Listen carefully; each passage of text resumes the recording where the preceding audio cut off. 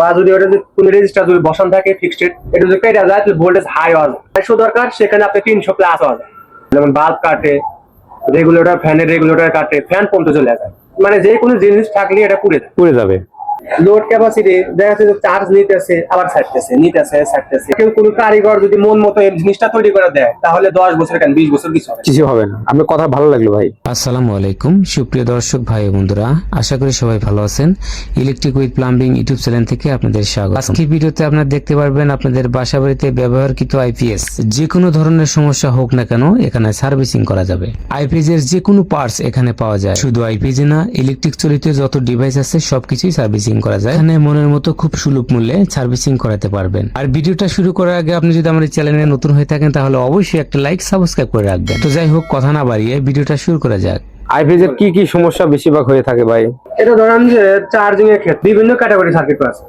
এই সার্কিট গুলাতে এক একজন এক এক ডিজাইনে কাজ করে। মানে ইলেকট্রিশিয়ান, আমরা যেরকম ইলেকট্রিশিয়ান যেরকম কোম্পানিটা ভিন্ন, ওরা নিজেদের প্রযুক্তি খাটায়। কিন্তু আমরা যখন যখন একটা মেশিন তৈরি করি তখন বিভিন্ন ধরনের, যেমন সাইনএফের ক্ষেত্রে কিছু ক্যাটাগরি আছে, তারা নিজেদের মতো সার্কিট ক্যাটাগরি ডিজাইন করে নিয়ে এসে তাদের মতো তৈরি করে ওরা মেশিনটা কমপ্লিট করে কাস্টমারকে বিক্রি করে। আবার কিছু আছে রেডিমেড কোম্পানি মালই পাওয়া যায়, এগুলো আমরা আবার কিনে নিয়ে এসে সেগুলো দিয়ে আবার বানায় বিক্রি করে। এই মেশিন গুলোতে, বানানি মেশিন গুলোতে দুই একটা প্রবলেম হয়, সবসময় না হঠাৎ। যেমন ধরেন যে আবার চার্জিং করতে চার্জ কোনো সময় ফুল কাট হয়, মানে ওঠেই না। এটা হলো যদি এম্পিয়ার কোনো সময় লস কালেকশন থাকে, মানে ভেরিয়েবলটা, তখন এই প্রবলেম গুলো আসে। আবার ধরেন যে যদি এসিআর সমস্যা থাকে তাও প্রবলেম গুলো আসে, বিভিন্ন কারণে প্রবলেম গুলো আসে। আর দ্বিতীয়ত দেখা যাচ্ছে যে ওই ভোল্টেজ স্কোয়ারের ক্ষেত্রে আবার বেশি এম্পিয়ার নেয়, ব্যাটারি অতিরিক্ত গরম করে আলায়। যদি এম্পিয়ারে ভেরিয়েবল বা ফিক্সড না থাকে তাহলে ওই প্রবলেম গুলো আসে। আমার দরকার হলো 10 এম্পিয়ার, সেখানে চলে যেতে ধরেন যে 30, 35, 40 এম্পিয়ার মধ্যে উঠে যেতেছে অটোমেটিক্যালি। তখন দেখা যাচ্ছে ব্যাটারি ওভার চার্জে ব্যাটারি নষ্ট হয়। আরো কিছু সিমটম আছে, যেমন ধরেন যে এই আউটপুটের দিক থেকে, যে আমার ভোল্টেজ দরকার হলো কনস্ট্যান্ট হলে একটা স্কোয়ারে দেখা যাচ্ছে 250 ফিক্সড করে দেয়, যখন লোড দেয় তখন কমে, ভোল্টেজটা কমে আপ ডাউন করে। যেমন ধরেন যে একটা বাল্ব 200 বাল্ব চালাচ্ছি, 240 ভোল্ট দেখাচ্ছে, আর একটা বাল্ব লোড দিলাম 200 ওয়াটের, দেখা যায় 230 ভোল্ট, এরকম কমে।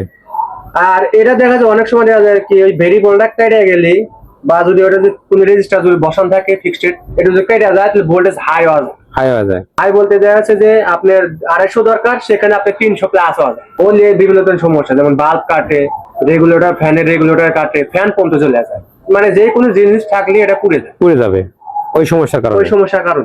আবার এটাতে দেখা যাচ্ছে আপনার আবার লোড, দেখছে আপনার লোড ক্যাপাসিটি আছে হলো 600 ওয়াট, এখানে আপনি 300 ওয়াট লোড দিয়েছেন, ওভারলোড দেখাইতেছে। এগুলো অনেক সময় বিভিন্ন রকম সিমটম আসে, যেমন স্কোয়ারে একরকম সিমটম আসবে, আবার ডিএসপি সাইনের ক্ষেত্রে আর একরকম সিমটম আসে। ওখানে দেখা যাচ্ছে আপনার লোড ক্যাপাসিটি দেখা যাচ্ছে চার্জ নিতেছে আবার ছাড়তেছে। এগুলোর ক্ষেত্রে দেখা যাচ্ছে ডিলে যদি কোনো সময় ফল্ট করে, বা ধরেন যে একটা রেজিস্টার বা একটা ট্রানজিস্টর যদি কেটে যায়, বা আইসি থেকে যদি কোনো সমস্যা করে, তাহলে এই প্রবলেম গুলো আসে। মানে আর কোনো সোজা কথা যে একদম ঝামেলা যেটাই হবে এটাই মনে করে যে ঝামেলা। এই টাকাতে এত টাকাতে কিনে নিয়ে এসলাম, এটা তো আমার মনের মতো হইলো না। এই 10,000 টাকা খরচ করলাম, আমার মনে 10 দিন নিতে পারলাম না। আমার তো কোম্পানিকে রেটে কেনা জিনিস কেনা ভালো, কিন্তু হ্যাঁ কোম্পানি জিনিস কেনা ভালো, কিন্তু যদি আবার কেউ কোনো কারিগর যদি মন মতো এই জিনিসটা তৈরি করে দেয় তাহলে 10 বছর কেন 20 বছর কিছু হবে না। আপনার কথা ভালো লাগলো ভাই। এটা হলো মেইন উদ্দেশ্য।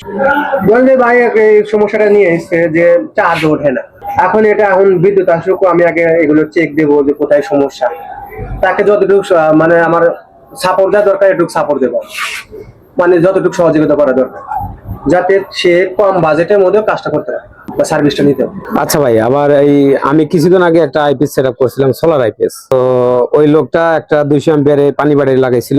তো সেই ব্যাটারিটা দীর্ঘদিন মানে 1 বছর গেছে। তো যাওয়ার পরে তাদের ব্যাটারিতে পানি দেওয়ার কথা মনে নাই। তো তখন 5-7 দিন মনে করেন যে পানি ছাড়াই চলছে, মানে যে ব্যাকআপটা কম দিছে আর। তো তখন আমি বুঝতে পারছি যে ব্যাটারি গরম হয়ে গেছে, ব্যাটারির পানি নাই। তো যখন আমরা ওই ব্যাটারিটা পানি দেই, তখন আবার বলে যে আমাকে আরেকটা ব্যাটারি এটার সাথে ফিক্সড করে দেন।